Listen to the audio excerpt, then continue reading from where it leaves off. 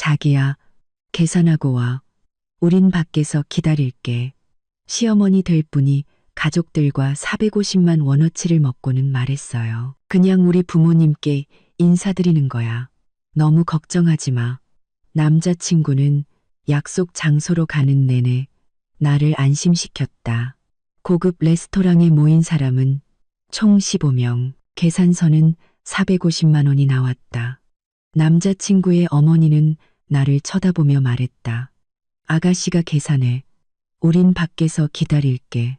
나는 지갑을 꺼냈다. 하지만 그 후에 일어난 일은 모두를 충격에 빠뜨렸다. 이야기를 시작하기 전에 좋아요와 구독을 눌러주시면 감사하겠습니다. 그럼 편안하게 들어주세요. 서연은 택시 안에서 휴대폰 화면을 보고 있었다. 은행 앱에서 알림이 깜빡였다. 카드 결제 15만 원, 잔액 5만 8천 원. 월급날까지는 아직 12일이나 남았다. 그녀는 손톱이 손바닥을 파고들 정도로 주먹을 꽉 쥐었다. 원피스. 2시간 전에 산 빌어먹을 에메랄드색 원피스 때문이었다. 남자친구인 준호가 예쁜 옷 입고 와라고 말했기 때문이다. 이제 2주 동안은 라면과 햇반으로 버텨야 다음 달까지 살 수 있을 것이다. 운전기사가 신호에 걸려 차를 세우자 서연은 옆 창문에 비친 자신의 모습을 보았다. 29살, 경력 5년 차 마케터, 대출을 끼고 산 작은 오피스텔 하나, 독립적이고 자립심 강한 여성이었다. 그런데 왜 지금은 교장 선생님께 불려가는 초등학생처럼 느껴지는 걸까? 1시간 뒤에 준호의 부모님을 만나야 했기 때문이다. 그가 분명 모든 게 순조로울 거라고 맹세했지만 왠지 모르게 불안감에 속이 죄어왔다. 그냥 가족끼리 식사하는 거야. 걱정 마.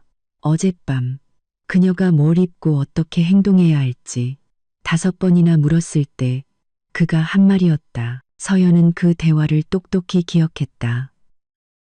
그들은 서울 변두리에 있는 그녀의 작은 오피스텔에 앉아 있었다. 준호는 휴대폰으로 무언가를 보고 있었고 그녀는 초조하게 방안을 서성였다. 준호야, 제발 구체적으로 좀 말해줘. 어머님은 엄격하신 편이야? 아버님은 말씀이 많으셔? 무슨 얘기를 좋아하시는데? 그녀가 애원하듯 물었다. 서연아, 진정해. 그는 화면에서 눈도 떼지 않은 채 말했다. 그냥 평범한 분들이야. 엄마가 좀 직설적이시긴 한데 좋은 분이야. 아버지는 조용하시고 다 괜찮을 거야. 괜찮을 거라고. 서연은 택시 창밖을 보며 쓴웃음을 지었다. 왠지 그 말이 전혀 위로가 되지 않았다. 6개월을 사귀는 동안 준호는 자기 가족에 대해 구체적인 이야기를 한 적이 한 번도 없었다. 모든 질문에 애매한 말로 답하고는 서둘러 화제를 돌렸다. 왜 이렇게 오랫동안 가족에게 소개해주지 않냐고 물으면 서두르고 싶지 않아. 확신이 들 때 하고 싶어라고 대답했다. 그땐 그 말이 오히려 기분 좋았다. 그가 진지하다는 뜻이고 그에게 이건 중요한 단계라는 의미니까. 하지만 지금 차에 앉아 그 만남의 장소로 향하면서 서연은 자신이 전혀 준비되지 않았다는 것을 깨달았다. 정신적으로도 감정적으로도. 그리고 무엇보다 왜 하필 지금 이렇게 갑작스럽게 모든 일이 벌어지는지 이해할 수 없었다. 일주일 전 준호는 그냥 메신저로 통보했다. 토요일에 우리 집에 가. 가족들 만나는 거야. 그녀에게 시간이 괜찮은지 묻지도 미리 알려주지도 않고 그냥 사실을 통보했다. 서연은 그때 당황했지만 한편으로는 기뻤다. 드디어 그가 정말로 자신과의 미래를 그리고 있다는 뜻이니까. 저녁 6시에 데리러 갈게. 그는 그녀의 이마에 입을 맞추며 작별 인사를 했다. 그냥 우리 부모님께 인사드리는 거야. 걱정 마. 그냥 인사. 서연은 그 말을 속으로 되뇌며 한숨을 내쉬었다. 택시가 그녀의 오피스텔 앞에 멈췄다. 그녀는 요금을 내고 차가운 10월의 공기 속으로 나와 서둘러 건물 입구로 향했다. 약속까지는 4시간이 남았고 완벽하게 준비해야 했다. 집안은 상쾌하고 깨끗한 냄새가 났다. 그녀는 아침 내내 청소를 했다. 준호가 집 안으로 들어올 리는 없고 그냥 건물 앞에서 그녀를 태워갈 거라는 걸 알면서도 어리석은 짓이란 걸 알면서도 가만히 있을 수가 없었다. 초조한 신경이 몸을 움직이게 했다. 바닥을 닦고 먼지를 털고 물건들을 제자리에 정리했다. 그러고는 오랫동안 샤워를 하며 불안감을 물과 함께 씻어내려 했었다. 소용없었다. 욕실 거울 앞에 서서 서연은 자신의 얼굴을 꼼꼼히 살폈다.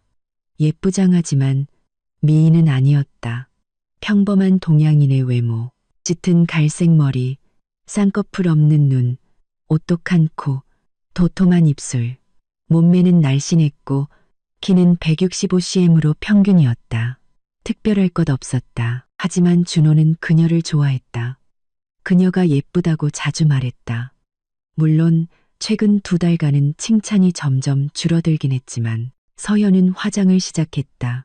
피부톤을 정리하기 위해 가벼운 파운데이션을 바르고 광대뼈에 약간의 블러셔를, 속눈썹에는 마스카라를 2번 덧칠해 눈이 더 커 보이게 했다. 누드톤 립스틱은 튀지 않으면서도 입술을 돋보이게 했다. 자연스러우면서도 단정하게, 과하지 않으면서도 초라하지 않게 보이고 싶었다. 머리는 드라이기로 부드러운 웨이브를 만들어 어깨 위로 늘어뜨렸다. 준호는 그녀가 머리를 푸는 것을 좋아했다. 헤어스프레이를 뿌려 스타일을 고정했다. 손목과 귀 뒤에 향수를 뿌렸다. 그녀가 가장 좋아하는 달콤하지 않은 플로럴 향이었다. 그리고 원피스를 입을 차례였다. 서연은 쇼핑백에서 옷을 꺼내 조심스럽게 펼쳤다. 짙은 에메랄드색이 조명 아래서 아름답게 빛났다. 촉감이 좋은 원단에 몸에 꼭 맞는 우아한 디자인이었다. 길이는 무릎 바로 위, 어깨는 가려져 있고 파임도 적당했다. 저속한 느낌은 전혀 없었다. 부모님을 뵙기에 딱 좋은 옷이었다. 그녀는 원피스를 입고 등 뒤에 지퍼를 올린 후 거울 앞에서 한 바퀴 돌아보았다. 완벽하게 맞았다. 허리를 강조하고 단점을 가려주었다. 서연은 높지 않은 굽의 검은색 클래식 구두를 골랐고 목에는 얇은 체인 목걸이와 작은 귀걸이를 더했다. 크고 화려한 장신구는 피했다. 그녀는 다시 거울 속 자신을 보고 고개를 끄덕였다. 보기 좋았다. 자신감 있고 품이 있어 보였다. 이제 준호를 기다렸다가 좋은 인상을 남기는 일만 남았다. 마음에 들어 하실까? 만약 그의 부모님이 그녀를 아들에게 부족하다고 생각하면 어떡하지? 서연은 침대 가장자리에 걸터 앉았다. 심장이 미친 듯이 뛰었다. 왜 이렇게 긴장되는 걸까? 평소 그녀는 자신감이 넘쳤다. 직장에서는 능력을 인정받았고 동료들은 그녀를 존중했다. 상사도 그녀의 의견에 귀를 기울였다. 그녀는 혼자서 큰 프로젝트를 이끌었고 고객들과 소통하고 전략을 발표하며 항상 잘 해냈다. 그런데 왜 고작 가족 모임 앞에서 이렇게 벌벌 떠는 소녀가 되어버리는 걸까? 휴대폰이 진동했다. 준호에게서 온 메시지였다. 출발했어. 40분 뒤에 도착할 거야. 서현은 답장을 보냈다. 알았어. 준비 다 됐어. 그녀는 일어나 창가로 다가갔다. 아래에는 주택가의 평범한 저녁 풍경이 펼쳐지고 있었다. 아이들이 놀이터에서 놀고 유모차를 끈 엄마들이 산책하고 남자들은 건물 입구에서 담배를 피우고 있었다. 모든 것이 너무나 익숙하고 평범했다. 하지만 오늘 그녀에게는 새로운 단계가 시작되고 있었다.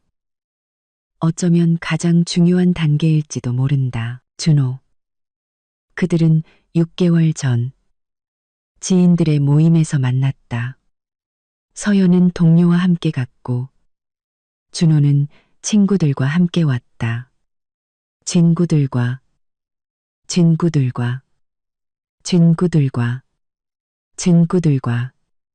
함께 서로 소개를 받았고 서연은 첫눈에 그에게 흥미를 느꼈다. 그는 키가 185cm 정도로 컸고 다부진 체격에 짙은 머리, 갈색 눈, 매력적인 미소를 가졌다. 옷차림도 좋았고 자신감 있게 말했지만 거만하지 않았다. 대기업 IT 회사에서 프로그래머로 일했다. 수입도 괜찮아 보였다. 손목에 찬 시계와 그가 타고 온 차를 보면 알 수 있었다. 그날 저녁 그들은 3시간 동안 쉬지 않고 이야기했다. 준호는 매력적인 대화 상대였고 재미있는 인생 이야기를 들려주고 그녀의 일에 관심을 보이며 세련된 농담을 했다. 모임이 끝나자 그는 전화번호를 물었고 다음 날 바로 전화해서 저녁 식사에 초대했다. 첫 데이트는 완벽했다. 레스토랑, 와인, 즐거운 대화. 준호는 세심했다. 코트를 받아주고 문을 열어주고 말을 끊지 않고 들어주었다. 저녁 식사 후에는 집까지 바래다 주었지만 올라가겠다고 조르지 않았다. 그냥 뺨에 입을 맞추며 말했다. 오늘 정말 즐거웠어요. 두 번째 데이트, 세 번째 데이트. 매번 이전보다 더 좋았다. 준호는 꽃을 선물하고 매일 메시지를 보내고 그녀의 하루를 궁금해했다. 퇴근 후에 그냥 함께 있고 싶다며 찾아오기도 했다. 한 달 뒤 그들은 공식적으로 연인이 되었다. 서연은 사랑에 빠졌다. 첫눈에 반한 것은 아니었지만 만날수록 점점 더 깊이 빠져들었다. 준호는 완벽해 보였다. 그는 든든하고 예측 가능하며 다정했다. 소란을 피우지도 않고 이유 없이 질투하지도 않고 일거수일투족을 감시하지도 않았다. 그냥 필요할 때 곁에 있어 주었다. 첫 3개월은 꿈만 같았다. 그들은 거의 매일 만났다. 도시를 산책하고 영화관, 극장, 카페에 가고 서연의 집에서 저녁을 먹고 드라마를 보고 세상 모든 것에 대해 이야기했다. 준호는 일, 프로젝트, 미래 계획에 대해 이야기했다. 서연은 고민, 꿈, 아이디어를 나누었다. 함께 있는 것이 편안했다. 그러다 무언가 변하기 시작했다. 서연은 정확히 언젠지 말할 수 없었다. 아마 4개월째였을 것이다. 준호의 메시지 빈도가 줄었다. 이전에는 2~3시간마다 메시지를 보내 안부를 묻고 생각을 나눴다. 이제는 저녁까지 한 통도 안 보낼 때도 있었다. 왜 그러냐고 물으면 회사 일이 바빠서 휴대폰 볼 시간이 없다고 했다. 만나는 횟수도 줄었다. 일주일에 1번, 많아야 2번. 준호는 피곤하다. 프로젝트 때문이다. 쉬어야 한다는 핑계를 댔다. 서연은 서운함을 티내지 않으려 했었다. 각자의 삶과 일이 있다는 걸 이해했다. 하지만 마음속에서는 불안이 자라났다. 무언가 잘못되고 있었다. 그녀가 주말에 함께 여행을 가자고 제안했다. 준호는 거절했다. 다음에 가자. 부모님 댁에 들러야 해. 부모님? 그는 부모님을 자주 언급했지만 함께 가자고 제안한 적은 한 번도 없었다. 서연은 넌지시 떠보았다. 나도 한번 인사드리면 안 될까? 그는 애매하게 대답했다. 아직 일러. 서두르고 싶지 않아. 그래서 서연은 기다렸다. 그가 준비될 때까지. 그가 서두르지 않는다는 건 진지하게 생각한다는 뜻이니까. 아무나 가족에게 소개하고 싶지 않은 거겠지. 이건 좋은 신호 아닌가? 정말 그럴까? 서연은 생각을 떨쳐내려는 듯 고개를 저었다. 그만 좀 해. 오늘은 모든 것이 바뀔 바로 그날이다. 준호가 드디어 그녀를 가족에게 소개하기로 결심했다. 이것은 그들의 관계가 새로운 단계로 나아간다는 의미다. 그가 미래를 보고 있다는 뜻이다. 휴대폰이 다시 진동했다. 거의 다 왔어. 나와. 서연은 검은색 코트와 작은 핸드백, 열쇠를 챙겼다. 마지막으로 거울을 보고 머리를 정돈했다. 숨을 내쉬었다. 다 잘 될 거야. 그녀는 계단을 내려갔다. 오피스텔 엘리베이터는 또 고장이었다. 밖으로 나가자 준호가 그의 은색 외제차 옆에 서서 휴대폰을 보고 있었다. 발소리를 듣고 고개를 든 그는 미소를 지었다. 와, 그가 그녀를 위아래로 훑어보며 말했다. 오늘 진짜 예쁘다. 고마워. 서연도 마주 웃었다. 긴장이 조금 풀리는 기분이었다. 너도 멋져. 준호는 어두운 색 청바지에 흰 셔츠, 검은색 재킷을 입고 있었다. 머리는 단정하게 정돈되어 있었고 수염도 깔끔했다. 그는 세련되고 매력적으로 보였다. 그가 문을 열어주자 서연은 조수석에 앉았다. 차 안에서는 그의 씁쓸하면서도 남성적인 향수 냄새가 났다. 준호가 운전석에 앉아 시동을 걸고 음악을 틀었다. 조용한 재즈가 차 안을 채웠다. 그들이 대로로 나서자 서연이 용기를 내어 물었다. 준호야, 나 옷 정말 괜찮게 입은 거 맞아? 너무 꾸민 건 아닐까? 아니, 완벽해. 그가 그녀를 흘끗보며 말했다. 딱 좋아. 오늘 정확히 누가 오시는 거야? 부모님만? 준호는 머뭇거리며 방향 지시등을 켜고 차선을 바꿨다. 몇 초간의 침묵이 흘렀고 그 침묵이 서연을 불안하게 했다. 부모님은 확실히 오시고 그가 마침내 입을 열었다. 아마 누나네 가족도 올 거고 형도 올지 몰라. 서연은 위가 조여오는 것을 느꼈. 그럼 우리 넷만 있는 게 아니야. 한 10명 정도 될 거야. 준호가 무심하게 던졌다. 그 이상은 아닐 거고. 10명. 이건 조촐한 가족 식사가 아니라 거의 잔치 수준이다. 준호야, 너 그냥 간단한 자리라고 했잖아. 서연은 차분한 목소리를 유지하려 애썼다. 우리 둘이랑 너희 부모님, 조용한 분위기에서 내가 우리만 있을 거라고는 안 했잖아. 그가 반박했다. 목소리에 약간의 짜증이 섞여 있었다. 가족 식사라고 했지. 우리 가족은 대가족이야. 서연은 입을 다물었다. 그가 분명 그냥이라는 단어를 썼다고 상기시켜주고 싶었지만 약속 전에 다투고 싶지 않아 참았다. 그가 화를 내서 차를 돌려버리고 모든 게 무산될 수도 있었다. 그들은 15분 동안 말없이 달렸다.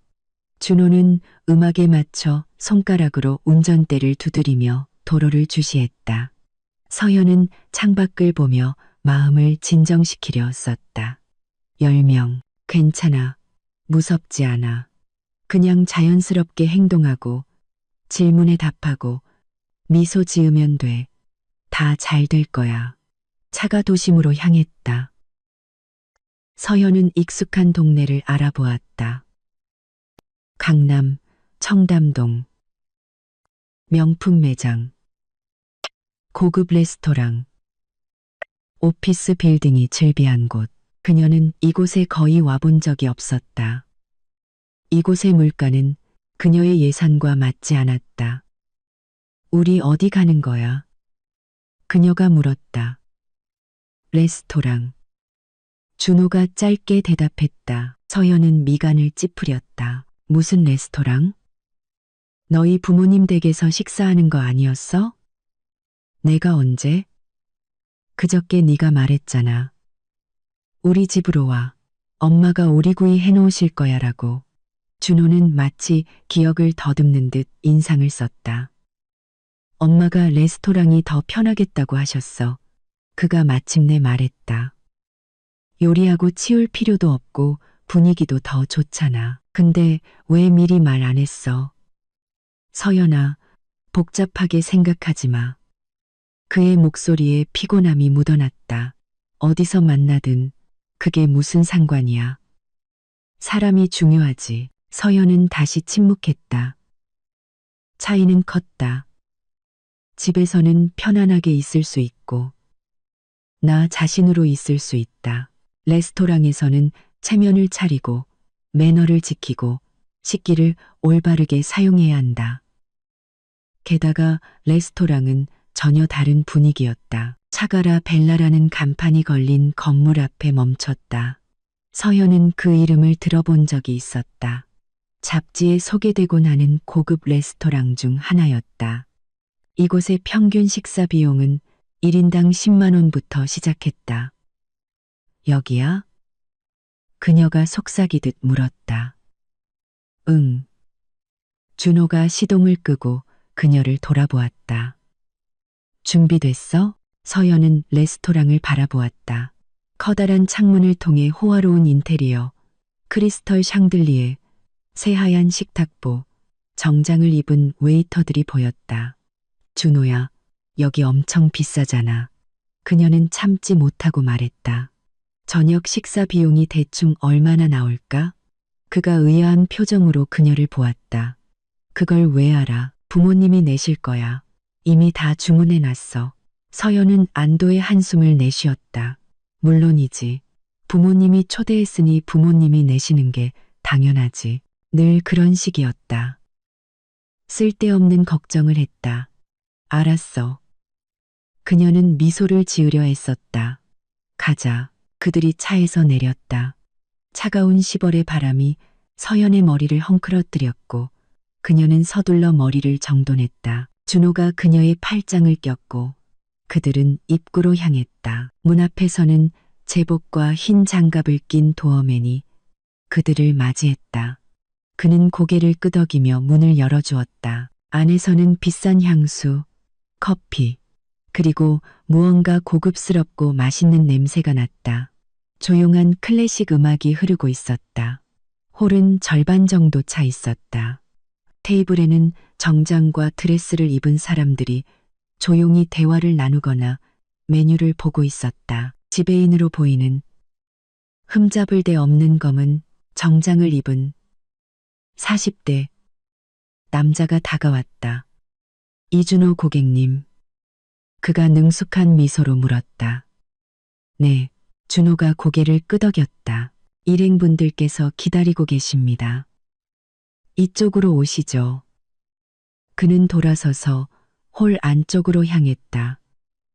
서영과 준호는 그를 따라갔. 한 걸음 한 걸음 내디딜 때마다 긴장감이 고조되는 것을 느꼈다. 손바닥에 땀이 찼고 심장이 두근거렸다. 몇 초 후면 준호의 가족을 보게 될 것이다. 지배인은 홀 구석에 있는 커다란 원형 테이블 앞에서 멈췄다. 서연은 고개를 들고 그 자리에서 얼어붙었. 테이블에는 10명이 아니라 15명이 앉아 있었다. 15쌍의 눈이 그녀에게 쏠렸. 어른, 아이, 노부인, 정장 입은 남자들, 드레스 입은 여자들, 모두가 숨김없는 호기심으로 그녀를 쳐다보고 있었다. 어머, 우리 주인공들 오셨네. 우렁찬 목소리가 침묵을 깼다. 테이블 중앙에 앉아있던 여자가 일어섰다. 55세쯤 되어 보였다. 풍채 좋은 몸매는 짙은 남색 드레스로 꽉 조여져 있었. 목에는 굵은 금목걸이, 팔에는 여러 개의 팔찌와 반지가 번쩍였다. 머리는 짧게 깎았고 얼굴은 화려하게 화장했다. 권위적인 표정과 무거운 눈빛. 준호야, 이리 오렴. 내 아들.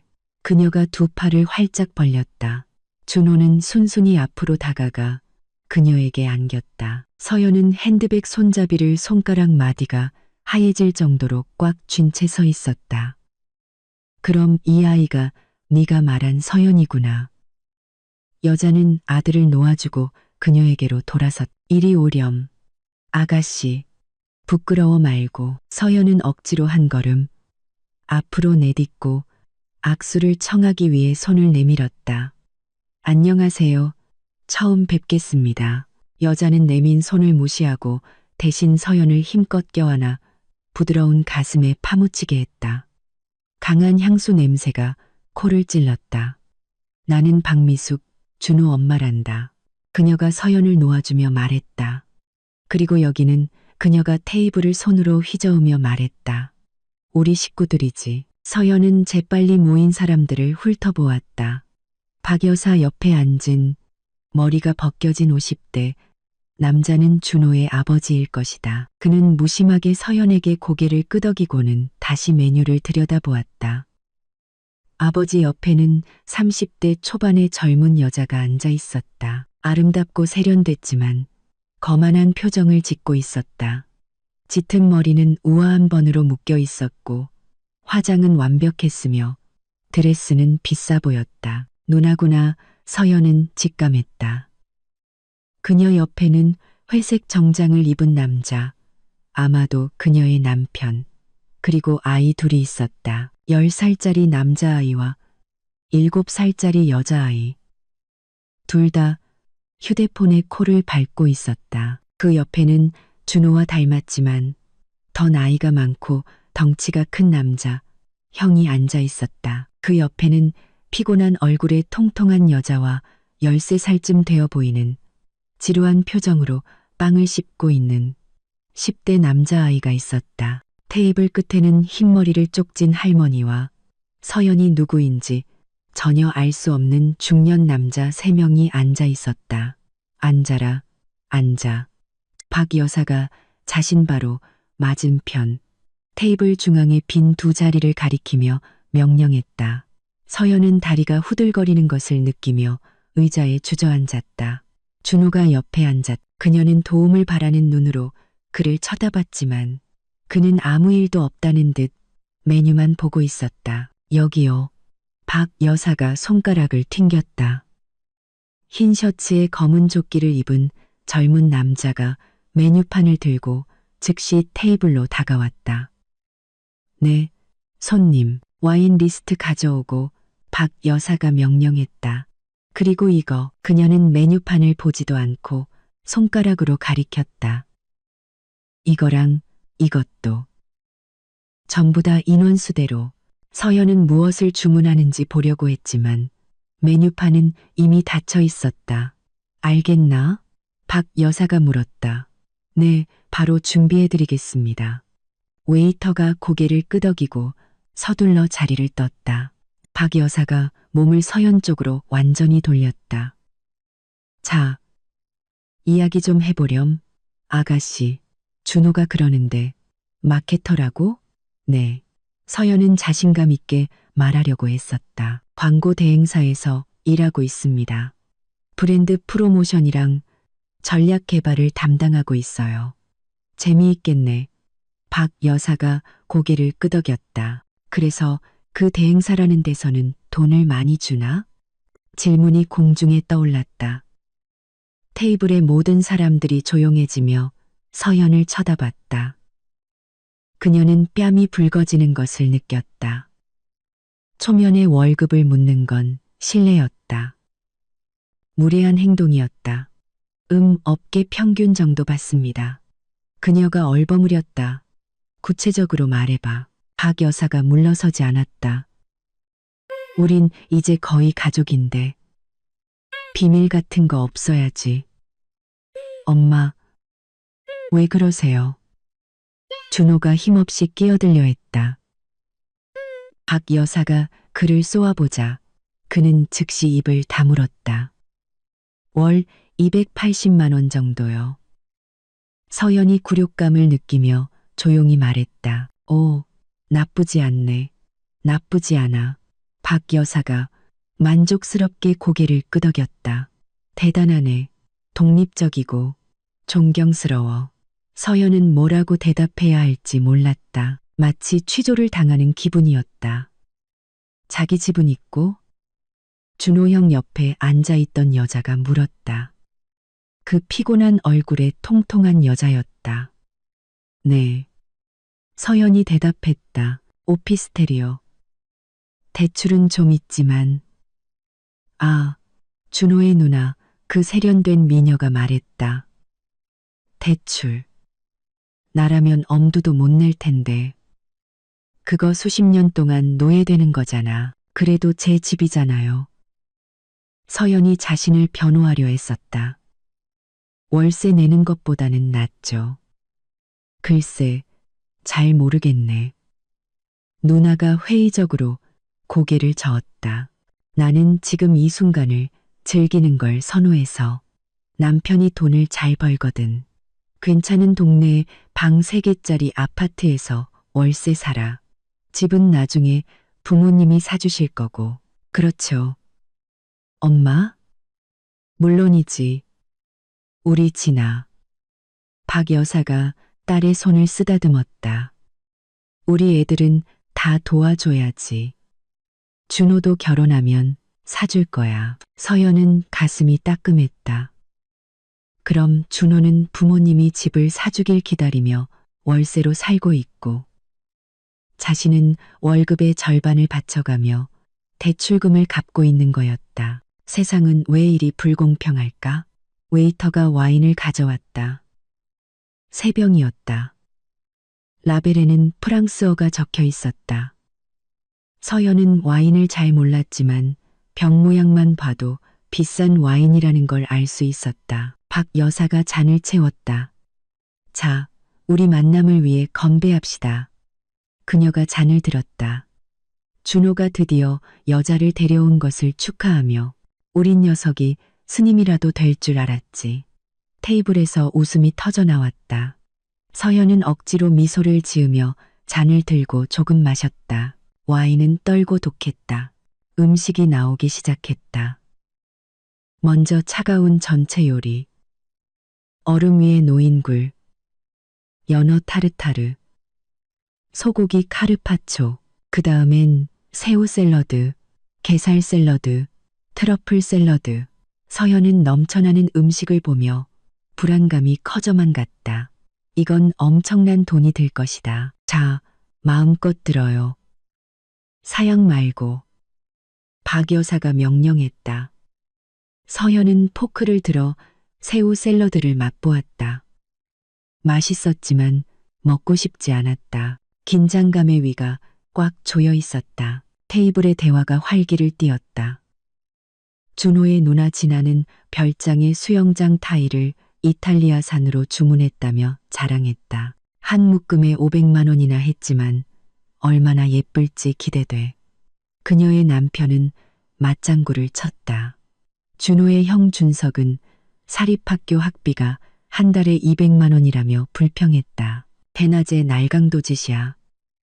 서연이 모르는 남자 중 한 명은 준호의 아버지와 새로운 벤츠 모델에 대해 이야기하고 있었다. 풀옵션으로 하려면 1,000만 원이나 더 내야 하지만 그만한 가치가 있지. 승차감이 완전히 달라. 서연은 말없이 들으며 이질감을 느꼈다. 이 사람들은 다른 세상에 살고 있었다.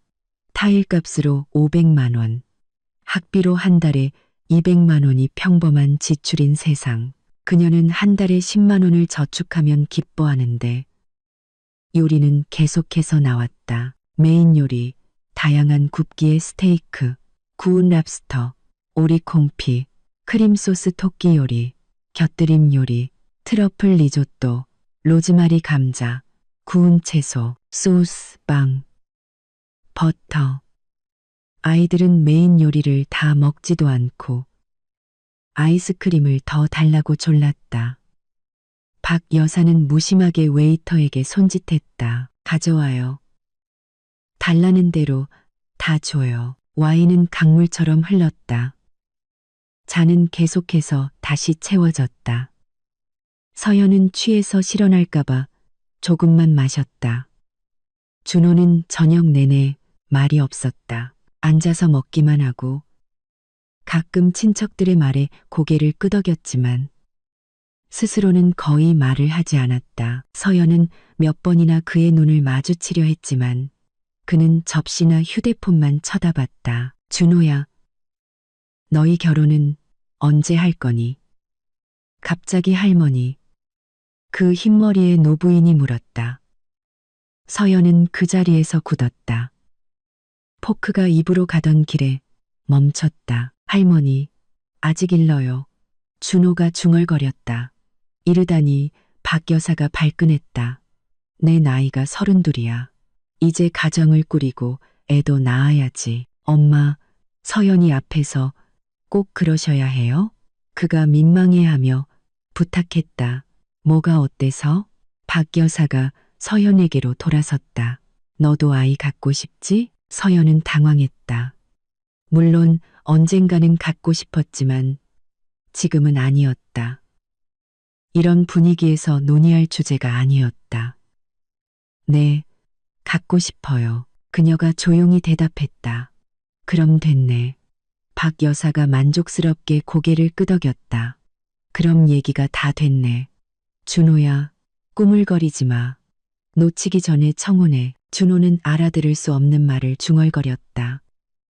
서연은 얼굴이 빨개지는 것을 느꼈. 너무나 어색하고 잘못된 상황이었다. 결혼 이야기는 부모님과 처음 만나는 자리에서 하는 게 아니다. 그건 15명의 증인 앞에서가 아니라 둘이서만 나누는 은밀한 주제였다. 마침내 디저트가 나왔다. 티라미수, 판나코타, 초콜릿 퐁당, 과일 타르트, 아이스크림. 아이들은 단 것에 달려들었다.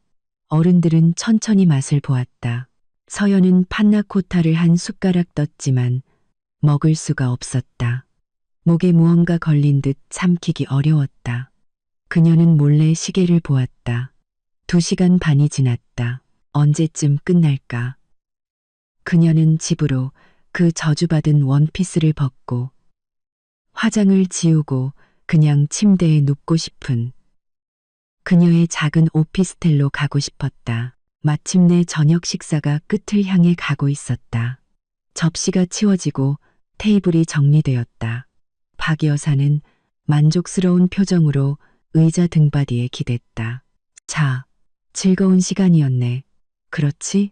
모두가 고개를 끄덕이며 동의했다. 아이들은 다시 휴대폰에 코를 박았다. 어른들은 편안하게 대화를 나누고 있었다. 서연은 조용히 앉아 이제 모두가 일어나 흩어지기를 바랐다. 그때 저녁 내내 그들을 서빙했던 젊은 웨이터가 테이블로 다가왔다. 그의 손에는 가죽 폴더가 들려 있었다. 실례합니다. 계산서입니다. 그가 박 여사에게 폴더를 내밀며 말했다. 박 여사는 폴더를 받아 무심하게 열고 숫자를 흘끗 보았다. 서연은 금액을 보지 못했지만 여자의 표정으로 비싸다는 것을 알 수 있었다. 자, 박 여사가 폴더를 닫고 서연에게로 돌아섰다. 서연은 심장이 쿵하고 내려앉는 것을 느꼈다. 아가씨, 박 여사가 미소 지었다. 그 미소에는 무언가 포식자의 그것 같은 것이 있었다. 계산해. 서연은 박 여사를 보며 자신의 귀를 의심했다. 계산해라는 말이 마치 명치를 한 대 맞은 것처럼 공중에 울렸다. 네? 뭐라고요? 그녀가 되물었다. 계산서 지불하라고. 아가씨, 박 여사가 똑같은 미소로 반복했다. 우린 밖에서 기다릴게. 서연은 얼굴에서 핏기가 가시는 것을 느꼈다. 그녀는 준호를 보았다. 그는 방금 무슨 일이 일어났는지 듣지 못한 사람처럼 휴대폰만 뚫어지게 보고 있었다. 준호야, 그녀가 조용히 불렀다. 그는 대답하지 않았다. 눈도 들지 않았다. 준호야, 서연이 더 큰 소리로 반복하자 그가 마지못해 화면에서 눈을 뗐다. 어머님이 나더러 계산하라고 하시는데. 준호는 어색하게 어깨를 으쓱했다. 엄마가 그게 맞다고 생각하시나 보지. 서연은 이 상황을 믿을 수가 없었다. 가족 모임에 초대받았다. 준호는 모든 것이 지불되었다고 약속했. 그런데 이제 그의 어머니가 고급 레스토랑에서 15명의 식사비를 내라고 요구하고 있었다. 하지만 네가 부모님이 내실 거라고 했잖아. 그녀는 평정을 유지하려 했었다. 네가 직접 다 계산됐다고 말했어. 내가 주문됐다고 했지. 준호가 반박했다. 계산은 네가 해야지. 그게 논리적이잖아. 논리적이라고? 서연의 목소리가 떨렸다. 그게 어떻게 논리적이야.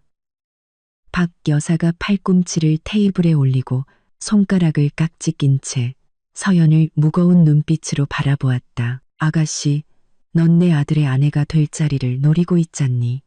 우리는 네가 얼마나 진지한지, 관계에 투자할 준비가 되어 있는지 알아야 해. 이건 말하자면 시험 같은 거야. 서연은 천천히 고개를 돌려 테이블을 둘러보았다. 모두가 그녀를 보고 있었다. 준호의 누나 진아는 차가운 미소를 짓고 있었고, 형 준석은 무관심했으며, 아버지는 기대하는 눈치였고, 할머니는 호기심 가득한 표정이었다. 나머지 친척들은 흥미롭게 혹은 지루하게 그녀를 지켜보고 있었다. 시험이라고요. 서연이 되물었다. 그러니까 저를 만나자고 초대해서 온 가족을 비싼 레스토랑에서 먹여놓고 이제 와서 제가 모두의 식사비를 내라고 요구하시는 건가요? 그리고 이게 시험이라고요? 바로 그거야. 박 여사가 만족스럽게 고개를 끄덕였다. 네가 정말 준호를 사랑한다면 아까워하지 않겠지. 서연은 박 여사 앞에 놓인 계산서를 보았다. 폴더가 열려 있어 숫자가 선명하게 보였다. 450만 원. 그녀의 3달치 월급보다 많고 반년치 대출 상환금보다 많은 금액이었다. 그녀는 천천히 의자 등받이에 기댔다. 머릿속이 이상하게 텅 비었다. 충격이 차가운 분노로 바뀌었다. 준호야, 그녀가 아주 조용히 말했다. 너 이거 알고 있었어? 그는 말이 없었다. 준호야, 서연이 목소리를 높였다. 내가 돈을 내게 될 거라는 거 알고 있었냐고. 강요하는 게 아니야. 박 여사가 끼어들었다. 부탁하는 거지. 우리가 억지로 돈을 뺏는 깡패는 아니잖니. 당신들은 저를 가족 식사라는 명목으로 초대했어요. 서연의 목소리가 분노로 떨렸다. 준호는 그냥 간단한 자리일 거라고 약속했고요. 그냥 우리 부모님께 인사드리는 거야. 걱정 마. 이렇게 말했어요. 그런데 막상 와보니 15명이나 있는 잔치였고, 제 월급에 대해 취조당하고, 대출 때문에 무시당하고, 이제 와서는 450만 원짜리 계산서를 내라고 하잖아요. 소리 지르지 마렴. 박 여사가 얼굴을 찌푸렸다. 여기는 격식 있는 곳이야. 격식 있는 곳에서는 격식 있는 사람들이 이런 식의 도발은 안 하죠.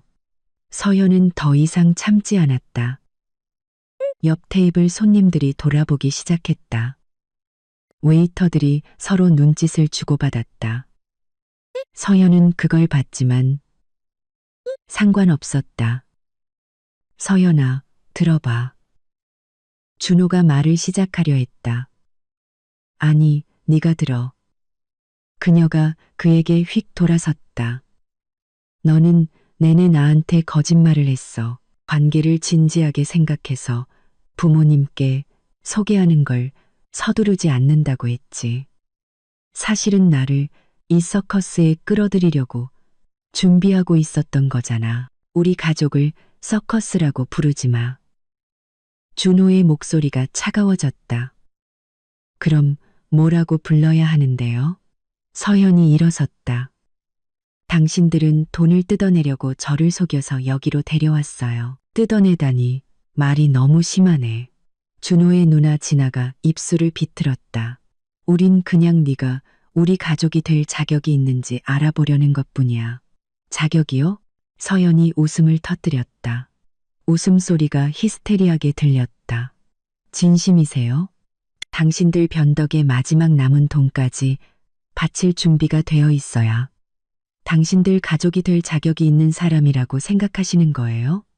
돈이 진정한 관계를 보여주는 법이지. 준호 형의 아내가 끼어들었다. 그 피곤한 얼굴에 통통한 여자였다. 나도 준석이 처음 만났을 때 시험을 치렀어. 저녁 식사비도 내고 아까워하지 않았지. 그래서 우린 벌써 10년째 함께야. 서연은 그녀를 더 자세히 쳐다보았다.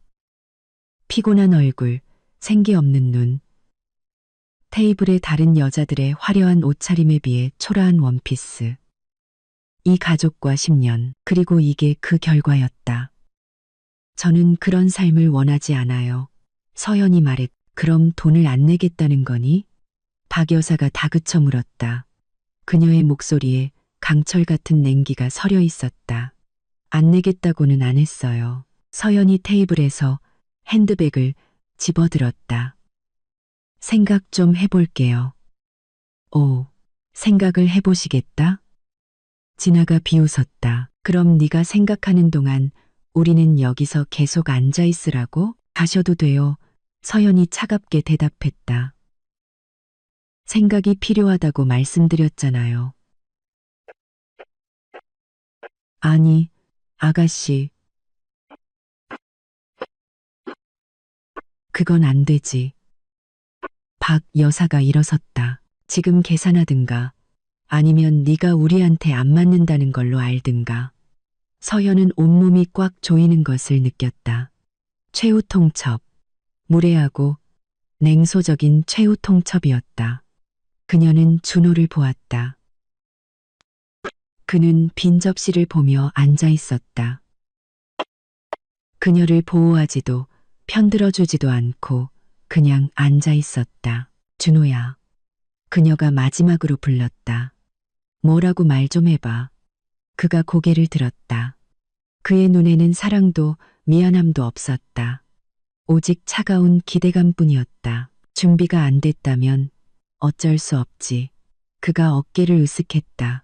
아마 우리가 정말 서둘렀나 봐. 바로 이것이었다. 명백한 배신. 서연은 고개를 끄덕였다. 온몸이 얼음물에 잠긴 것처럼 차가워졌다. 좋아요. 그녀가 차분하게 말했다. 제가 계산할게요. 박 여사가 만족스럽게 미소 지었다. 그래, 착하다. 네가 현명한 아이일 줄 알았어. 서연은 핸드백을 열고 지갑을 꺼냈다. 온 가족이 기대를 품고 그녀를 지켜보고 있었다. 근처에 서 있던 웨이터도 마찬가지였다. 그때 서연은 손을 들어 웨이터를 불렀다. 웨이터가 가까이 다가왔고 서연은 문득 그의 얼굴을 제대로 보게 되었다. 그냥 유니폼을 입은 젊은 남자가 아니었다. 잠깐만. 이 얼굴. 아는 얼굴인데. 민준아? 그녀가 조용히 물었다. 웨이터가 눈을 깜빡이며 그녀를 자세히 쳐다봤다. 서현이? 김서현. 너 맞니? 그들은 서로를 쳐다보며 그 자리에서 굳었다. 최민준. 그녀의 고등학교 동창이었다. 그들은 1학년부터 3학년까지 함께 공부했고 옆자리에 앉았고 시험 공부를 같이 하고 학교 축제에도 같이 갔었다. 믿을 수가 없네. 민준이 미소 지었다. 몇 년 만이지? 10년, 11년. 서현도 미소 지었다. 저녁 내내 처음으로 짓는 진심 어린 미소였다. 너 여기서 일해? 응, 벌써 3년 됐어. 너는? 그가 테이블과 가족들을 쳐다보자 미소가 사라졌다. 이분들은 내 가족이야? 아니, 서연이 짧게 대답했다. 전 남자친구 가족. 그녀는 전이라는 단어를 힘주어 말했고 그것은 마치 선고처럼 들렸다. 동창회 방해해서 죄송한데요. 진아가 독서를 날렸다. 우리 지금 계산해야 하거든요. 서연이 그녀를 돌아보았다. 네, 계산서요. 민준아, 내 계산서만 따로 가져다 줄래? 테이블의 모든 사람들이 얼어붙었다. 뭐라고? 박 여사가 되물었다. 제 계산서만 따로 달라고 부탁드렸어요. 서연이 더 큰 소리로 반복했다. 제 이름으로 제가 먹은 것만요. 민주는 이해했다는 듯 고개를 끄덕였다. 알았어, 잠시만. 그는 계산대로 향했다. 서연은 망연자실한 표정의 준호 가족을 보며 서 있었다. 너 지금 뭐 하는 거야? 준호가 벌떡 일어섰다. 진심이야? 완전. 서연이 그의 눈을 똑바로 쳐다보았. 너는 그냥 부모님께 인사드리는 거라고 걱정 말라고 했어. 그래놓고는 15명이나 있는 잔치에 나를 데려왔고 내 어머니는 나더러 450만 원짜리 계산서를 내라고 요구했지. 당신들 전부 나를 바보로 아는 거야? 내가 이런 대접을 참고 있을 거라고 생각해. 너 돈 내야 해. 박 여사가 소리쳤다. 우리가 널 초대했잖아. 아니요, 당신들이 저를 속였어요. 서연은 차분하게 말했지만 단어 하나하나가 또렷했다. 준호는 모임의 성격에 대해 거짓말했어요. 당신들은 도발을 계획했고 이제 돈을 요구하고 있죠. 하지만 저는 당신들의 게임에 돈을 낼 생각이 없어요. 민준이 작은 영수증을 들고 돌아왔다. 내 계산서는 3만 원이야. 서연은 영수증을 받아들고 카드를 꺼내 그에게 건넸다. 그가 휴대용 단말기로 결제를 진행했다. 결제가 성공적으로 완료되었다. 고마워. 서연이 카드를 받으며 말했다. 그리고 준호 가족에게로 돌아섰다. 안녕히 계세요. 저는 제 몫만 계산했습니다. 그녀는 돌아서서 출구로 향했다. 등 뒤에서 고함이 터져 나왔다. 거기서 너 그럴 권리 없어. 당장 돌아와. 준호, 쟤 좀 잡아. 서연은 돌아보지 않았다. 그녀는 출구로 걸어갔고 한 걸음 내디딜 때마다 어깨에 무거운 짐을 벗어 던지는 것처럼 몸이 가벼워졌다. 문 앞에서 민준이 그녀를 불렀다. 서연아, 잠깐만. 그녀가 멈춰섰다. 그가 다가와 명함을 건넸다. 무슨 일 있으면 전화해. 이런 상황에서라도 다시 만나서 반갑다. 고마워. 서연이 명함을 받았다. 도와줘서 고마워. 언제든지. 민준이 미소 지었다. 참고로 내가 저 사람들 10분 정도 더 붙잡아 둘게. 우리 매장 방침이거든. 계산이 완료될 때까지 손님은 홀에 계셔야 해. 그러니까 너는 조용히 갈 시간 충분할 거야. 서연은 고맙다는 듯 고개를 끄덕이고 레스토랑을 나섰다. 차가운 10월의 공기가 얼굴을 스쳤다. 그녀는 숨을 깊게 들이마시고 눈을 감았다. 자유. 그녀는 휴대폰을 꺼내 모든 메신저, SNS, 전화번호부에서 준호를 차단했다. 그의 번호를 지우고 사진도 삭제했다. 모든 게 끝났. 그리고 택시를 불렀다. 3분 뒤 차가 도착했다. 서연은 뒷좌석에 앉아 집 주소를 말했다. 가는 동안 엄마에게 전화했다. 엄마는 두 번째 신호음에 받았. 서연아, 어떻게 됐어? 엄마. 서연은 목이 메어오는 것을 느꼈다. 엄마 말이 맞았어. 준호는 내가 생각했던 그런 사람이 아니었어. 무슨 일 있었니? 엄마의 목소리가 단번에 날카로워졌다. 서연은 모든 것을 털어놓았다. 레스토랑, 15명의 사람들, 월급에 대한 취조, 450만 원을 내라는 요구, 준호의 배신, 그리고 그녀가 어떻게 자기 몫만 계산하고 나왔는지까지. 엄마는 조용히 들었다. 서연이 말을 마치자 한숨을 내쉬었다. 잘했다. 내 딸. 자랑스럽. 그런 상황에서 모든 여자가 그렇게 박차고 나올 용기가 있는 건 아니란다. 그런 상황에서 모든 여자가 무서웠어요. 서연이 고백했다. 하지만 엄마가 하신 말씀이 생각났어요. 나는 누구에게도 아무것도 빚지지 않았다고. 그럼 당연하지. 평생 기억하렴. 넌 누구에게도, 특히 널 존중하지 않는 사람들에게는 아무것도 빚지지 않았어. 서현은 눈물이 뺨을 타고 흐르는 것을 느꼈다. 슬픔 때문이 아니라 안도감 때문이었다. 악몽을 피한 거야. 네, 엄마. 피했어요. 만약 그 사람과 결혼했다면 그 가족이 1년 안에 저를 잡아먹었을 거예요. 서현은 엄마가 보지 못했지만 고개를 끄덕였다. 내 상상이 같다. 끊임없는 통제, 굴욕, 자신의 가치를 계속 증명해야 하는 삶. 지켜주기는커녕 엄마 치마폭 뒤에 숨는 준호.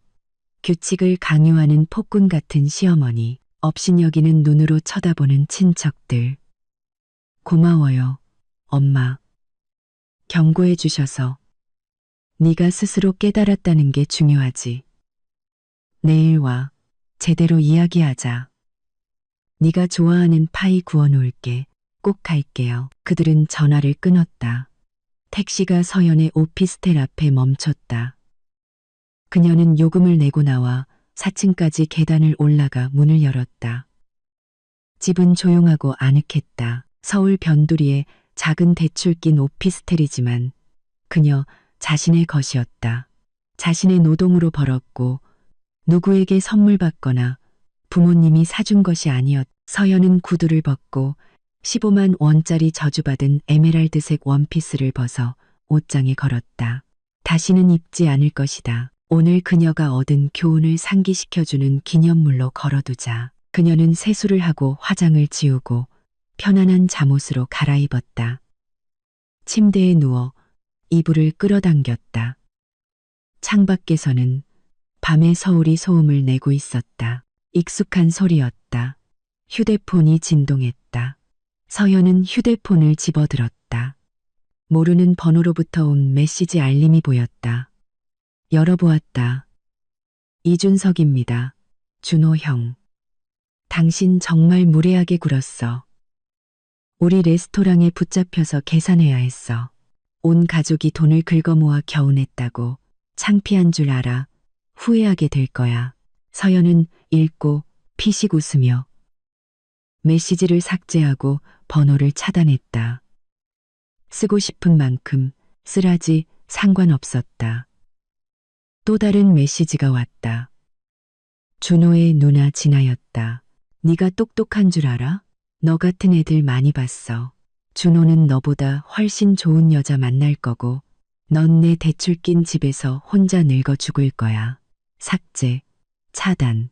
세 번째 메시지는 박 여사 본인이었다. 아가씨, 너 큰 실수한 거야. 우리 준호랑 결혼했으면 편하게 살 수 있었을 텐데 이제 넌 내 가난 속으로 돌아가겠지. 다시 한번 생각해봐. 삭제, 차단. 서연은 휴대폰을 끄고 침대 옆 탁자에 놓았다. 눈을 감았다. 마음이 평온했다. 아주 오랜만에 진정으로 평온했. 그래. 원피스 값 15만 원을 날렸다. 그래. 유독한 사람들과 끔찍한 저녁을 보냈다. 그래. 준호와 헤어졌다. 하지만 대신 그녀는 자신의 존엄성을 지켰다. 이용당하지 않았고 굴욕을 참지 않았고 고개를 꼿꼿이 들고 걸어나왔. 사흘 뒤 그 이야기는 그들의 모든 공통 지인들 사이에 퍼졌다.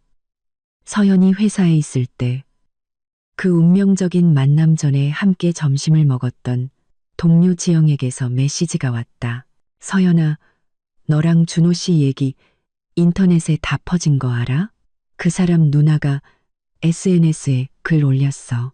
서연은 미간을 찌푸리며 링크를 열었다. 준호의 누나 이진아의 인스타그램 게시물은 이미 댓글이 400개나 달려 있었다. 남동생을 여자친구에게 소개시켜줬어요. 비싼 레스토랑에서 성대하게 대접하고 최고의 음식을 차려줬는데 우리에게 망신을 줬네요. 자기 밥값만 내고 도망쳐서 온 가족이 그 여자 목까지 계산하게 만들었어요. 요즘 젊은 것들은 정말 뻔뻔하네요. 어른에 대한 존중이 전혀 없어요. 댓글은 다양했다. 여자가 잘했네. 왜 당신들 밥값을 내야 해? 라고 쓰는 사람도 있었고, 배은망덕하다. 초대해줬더니 무례하게 굴었네. 라며 분노하는 사람도 있었다. 서연은 읽고 창을 닫았다. 상관없었다. 쓰고 싶은 대로 쓰라지. 그녀는 진실을 알고 있었고 그것으로 충분했다. 하지만 1시간 뒤 모르는 번호로 전화가 왔다. 서연이 받았다. 여보세요? 김서연 씨 맞으신가요? 낯선 여자의 목소리였다. 네, 그런데요. 저는 온라인 뉴스 매체 도시 이야기 A 기자라고 합니다. 서연 씨의 가족 식사 이야기를 봤습니다. 서연 씨의 입장을 듣고 싶어서요. 서연은 잠시 생각했다. 한편으로는 스캔들을 키우고 싶지 않았다. 다른 한편으로는 진아가 이미 사실을 왜곡해서 SNS에 모든 것을 퍼뜨렸 진실을 말해야 할지도 모른다. 좋아요. 그녀가 결심했다. 말씀드릴게요. 인터뷰는 다음 날 나갔다. 서연은 모든 것을 솔직하게 설명했다. 준호가 어떻게 그냥 부모님께 인사드리는 자리라고 약속했는지, 어떻게 내 대신 15명이 모이게 됐는지, 어떻게 월급과 대출에 대해 취조당했는지, 어떻게 450만 원을 내라고 요구받았는지, 그리고 어떻게 자기 목만 계산하고 나왔는지. 기사는 수천 번 공유되었다. 댓글이 폭주했다. 대부분은 서연을 지지했다. 잘했어요. 이용당하지 않아서 다행이에요. 이건 전형적인 등쳐먹기 수법이네요. 제때 알아봐서 다행이에요.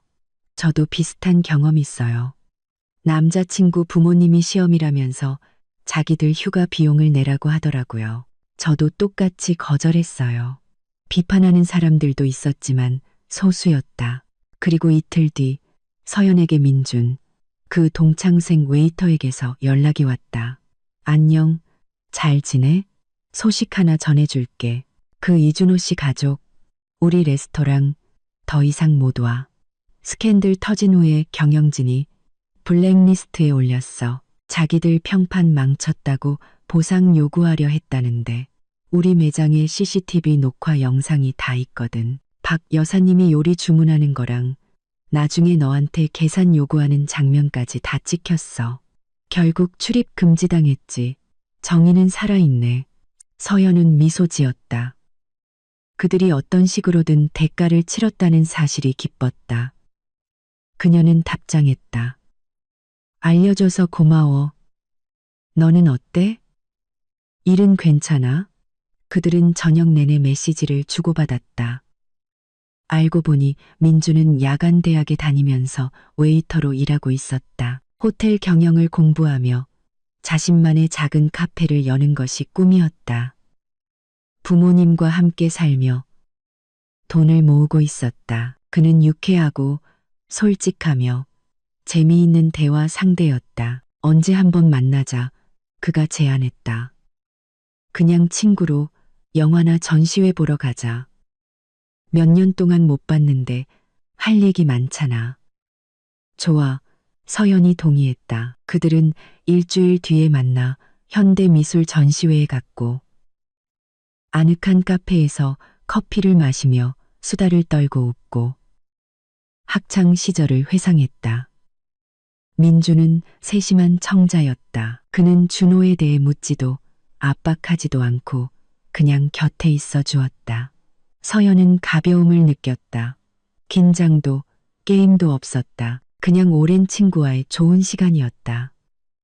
만남이 끝날 때 민주는 그녀를 지하철역까지 바래다 주었다. 오늘 정말 좋았어. 또 보자. 물론이지. 서연이 미소 지었다. 그들은 이제 공식적으로 레스토랑에서의 우연한 만남이 아니라 연락처를 교환했다. 그리고 다음 날 서연에게 다시 모르는 번호로 문자가 왔다. 이번에는 남자였다. 김서연 씨. 네, 저는 박 변호사입니다. 이준호 씨 가족의 변호인입니다. 그들은 당신에게 공개적인 사과와 5억 원의 정신적 피해 보상을 요구하고 있습니다. 서연은 웃음을 참을 수 없었다. 무슨 명목으로요? 명예훼손입니다. 허위사실 유포, 평판훼손. 저에게는 모든 것을 본 증인, 웨이터가 있습니다. 레스토랑에는 영상 기록이 있고요. 제가 3만 원만 결제했다는 영수증도 있습니다. 무슨 명예훼손이죠? 변호사는 머뭇거렸다. 그럼에도 불구하고 제 의뢰인들은 강력히 주장하고 있습니다. 소송하시라고 하세요. 서연이 차분하게 대답했다. 저는 두렵지 않습니다. 제가 말한 모든 것은 사실입니다. 그리고 진실이 최고의 방패죠. 그녀는 전화를 끊었다. 사과도 보상도 없을 것이다. 우주에라도 고소하라고 해. 한 달이 지나도 소송은 제기되지 않았다. 아마 변호사가 그들에게 승소 가능성이 없다고 설명했을 것이다. 서연은 일상으로 돌아왔다. 직장, 집, 헬스장, 친구들과의 만남, 오랫동안 미뤄왔던 영어 회화학원에 등록했다. 휴가를 위해 돈을 모으기 시작했다. 여름에 조지아로 여행 갈 계획이었다. 민준과는 의무감 없이 친구로 계속 만났다. 영화관에 가고, 콘서트에 가고, 박물관에 갔다. 서연은 이 만남에 운명적으로 감사했다. 민주는 모든 사람이 위선적이고 이기적이지 않다는 것을 믿게 해주었다. 어느 날 공원을 산책하다가 민준이 물었다. 준호랑 있었던 일 후회해. 서연은 잠시 생각했다. 아니, 낭비한 시간만 후회돼. 나를 소중히 여기지 않는 사람과 지내는 대신 그 6개월을 더 유익하게 보낼 수 있었을 텐데. 나는 기뻐. 민준이 고백했다. 그 저녁 식사가 아니었다면 우리가 다시 만나지 못했을 거잖아. 서연이 그를 보았다. 선한 갈색 눈, 꾸밈 없는 미소, 거짓이 없었다. 응, 그건 좋은 점이네. 그녀가 동의했다. 3달이 지났다. 겨울이 가고 봄이 왔다.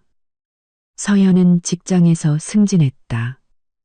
이제 그녀는 자신의 팀을 이끄는 팀장이 되었다. 월급은 400만 원으로 올랐다.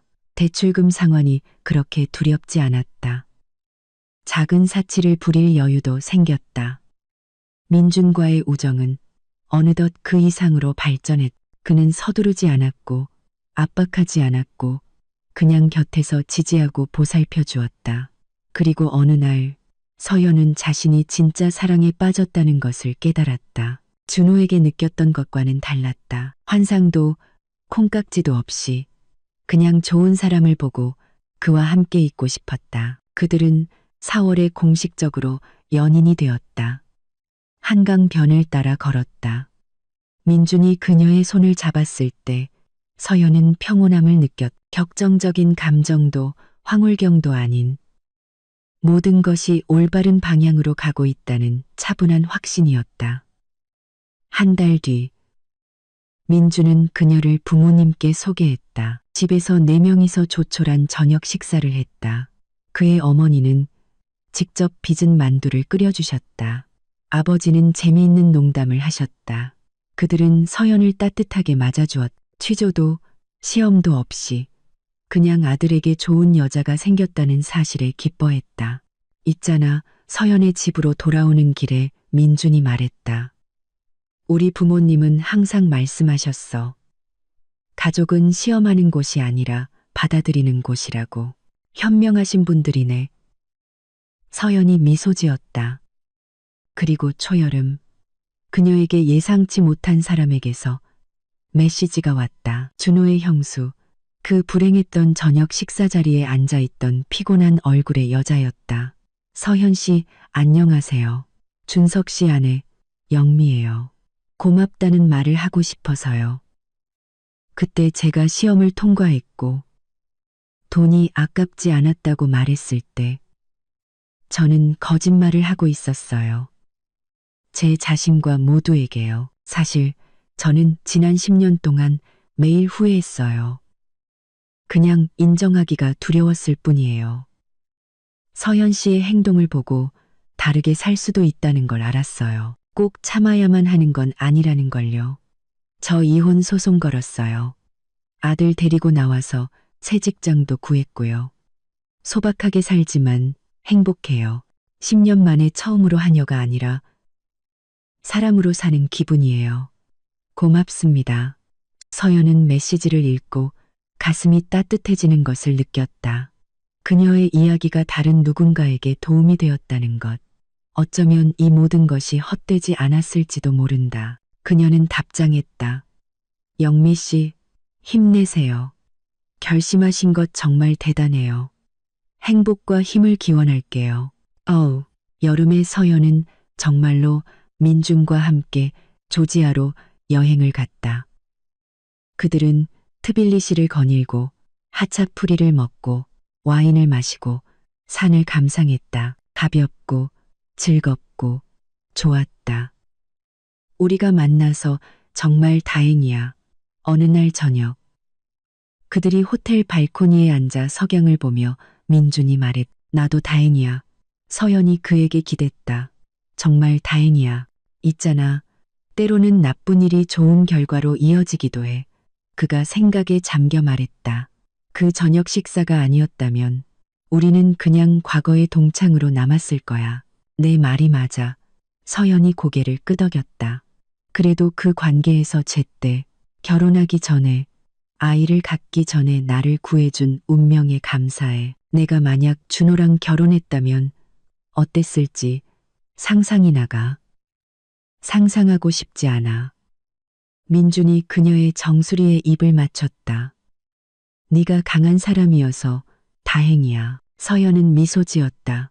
그래, 그녀는 강했다. 필요할 때 떠날 용기를 냈고 환상적인 미래를 위해 굴욕을 참지 않았고 자기 자신을 선택했다. 준호는 어떻게 됐을까? 서연은 정확히 몰랐다.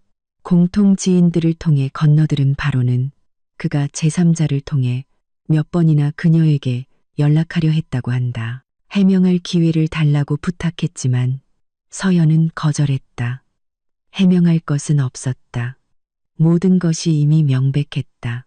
박 여사가 이제 아들에게 새로운 신부감을 적극적으로 찾아주고 맞선을 주선하고 후보자들을 초대하지만 여자들은 가족과의 첫 만남 후에 바로 도망친다고 했다. 서연의 이야기가 도시에 퍼졌고 모두가 그 가족에게서 무엇을 기대해야 할지 알게 된 것이다. 준호는 혼자가 되었다. 32살. 아내도 아이도 없이 권위적인 어머니의 그늘 아래에서 서연은 그를 동정했을까?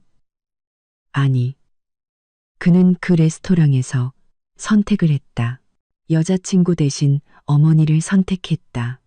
각자 자기가 받을 만한 것을 받는 법이다.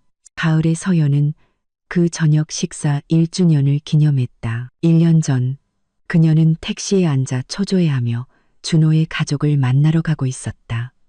그리고 지금 그녀는 행복하고 자유롭고 사랑하는 사람과 함께였다.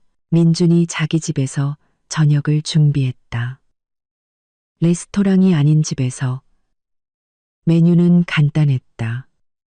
구운 닭고기, 샐러드, 직접 만든 파이. 하지만 아늑하고 따뜻하고 정성이 담겨 있었다. 너를 위해 그가 잔을 들었다.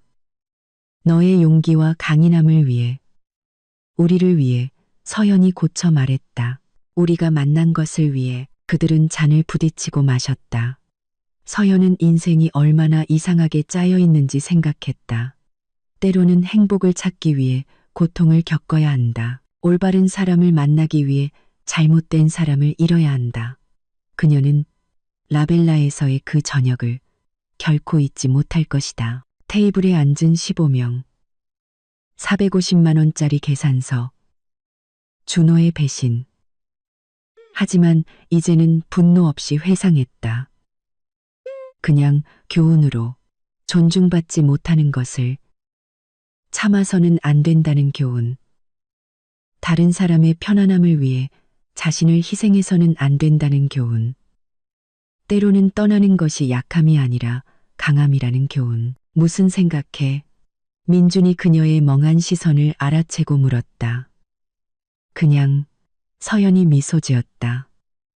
내가 얼마나 운이 좋은지 생각하고 있었어. 나도 운이 좋아. 그가 그녀의 손을 잡고 손가락을 깍지 꼈다. 정말 운이 좋아. 그들은 부엌에 앉아 차를 마시며 계획에 대해 이야기했다. 민주는 자신의 미래 카페에 대해, 서연은 직장 프로젝트에 대해 이야기했다. 평범한 저녁, 평범한 삶, 드라마도 스캔들도 없이 그냥 함께 있는 것이 좋은 두 사람. 그리고 서연은 그 교훈에 운명적으로 감사했다. 그 공탄을, 그 교훈에 감사했. 잔인하고 고통스러웠지만 꼭 필요했던 교훈.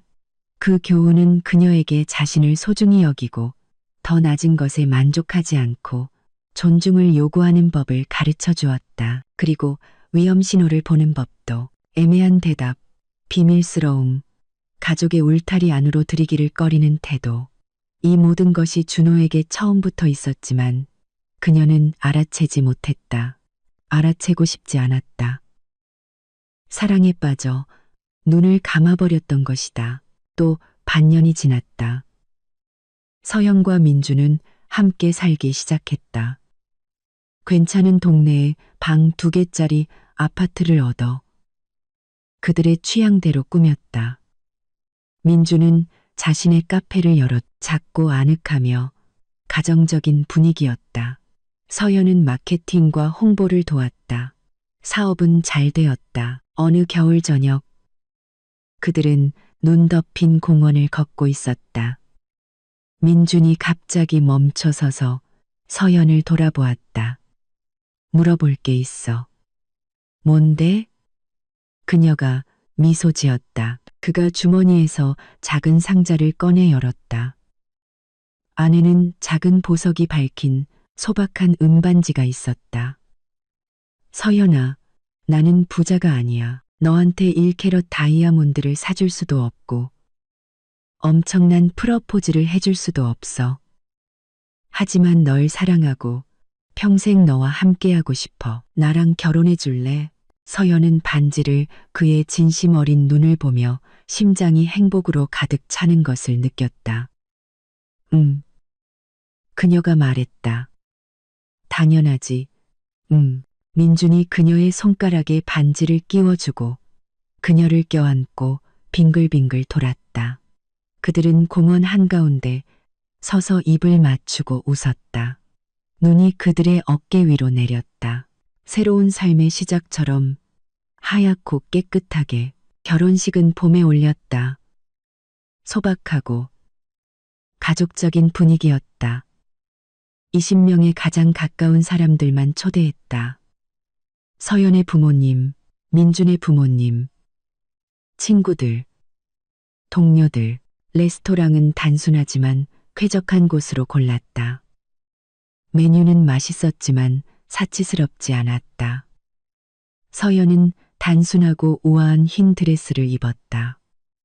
15만 원이 아니라 150만 원짜리였지만 후회 없이 기쁨으로 산 옷이었다. 그들이 반지를 교환할 때 서연은 민준의 눈을 보며 깨달았다. 이게 진짜구나. 게임도 시험도 조종도 없는 그냥 사랑과 존중. 피로연에는 돈을 요구하는 15명의 친척도 없었고 규칙을 강요하는 권위적인 시어머니도 없었다. 오직 젊은 부부를 위해 기뻐하는 사랑하는 사람들 뿐이었다. 서연의 엄마가 어느 순간 딸에게 다가와 껴안았다. 정말 자랑스럽다, 내 딸. 네 행복을 찾았구나. 찾았어요, 엄마. 서연이 그녀에게 기댔다. 참지 말라고 가르쳐 주셔서 감사해요.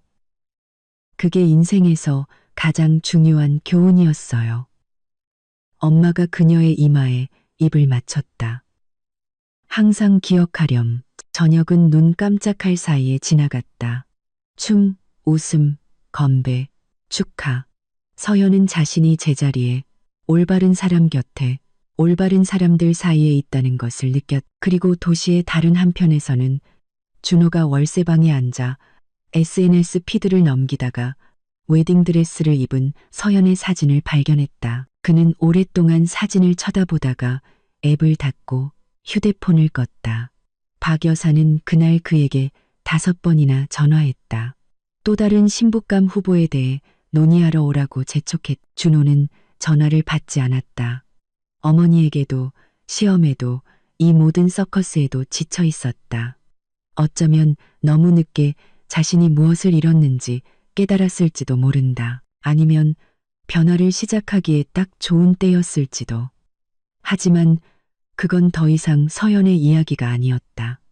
그녀의 이야기는 행복하게 끝났다. 행복한 결혼, 사랑하는 남편, 평온한 삶. 그녀는 다시는 자신을 이용당하게 내버려두지 않았고, 무례함을 참지 않았고, 자신을 희생하지 않았다. 그녀는 그 레스토랑에서의 저녁을 기억했고, 어떻게 테이블에서 일어나 걸어 나왔는지 기억했다.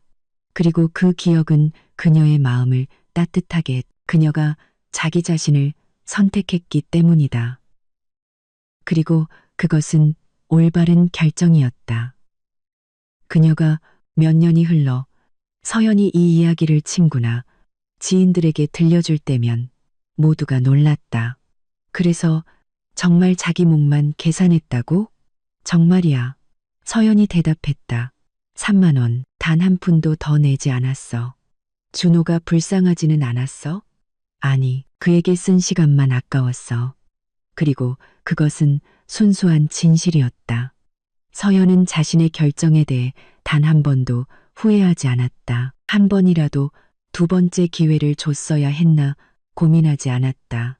한 번 배신한 사람은 두 번도 배신한다는 것을 알았기 때문이다. 준호는 그녀 대신 어머니를 선택했다. 그건 그의 선택이었고 그녀는 자신을 선택했다. 그리고 그것은 그녀 인생 최고의 선택이었다. 서연의 이야기는 그들 사이에서 전설이 되었다. 친구들은 다른 친구들에게 경고하며 이야기했다.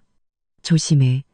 너도 이런 일 당하지 않게. 그녀의 사례는 다른 여성들에게 유독한 관계를 참지 않도록 영감을 주었다. 그리고 서연 자신은 그냥 살았다.